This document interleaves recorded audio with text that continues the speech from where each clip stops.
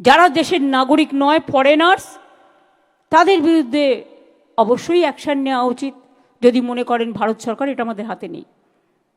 কিন্তু অযথা, আমি পরশুদিনও দেখছিলাম একজন টেকনিক্যাল লোক একটা নয়ডাতে, দিল্লিতে একটা হোটেলে থাকতে গেছেন বাচ্চাকে নিয়ে, বাংলায় কথা বলেছে বলে তাকে থাকতে দেওয়া হয়নি।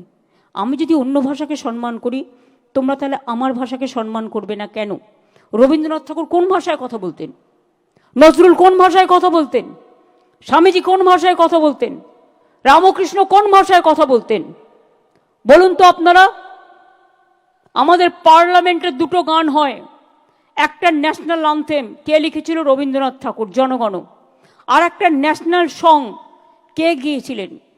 বঙ্কিমচন্দ্র চট্টোপাধ্যায়, বন্দে মাতরম। জয় হিন্দ স্লোগান কার? নেতাজি সুভাষচন্দ্র বোসের। বন্দে মাতরম বঙ্কিমচন্দ্র চট্টোপাধ্যায়। আর জয় বাংলা আমরা বলি তার কারণ বাংলা জয়ী হোক, বাংলা বিশ্ব বাংলা হোক।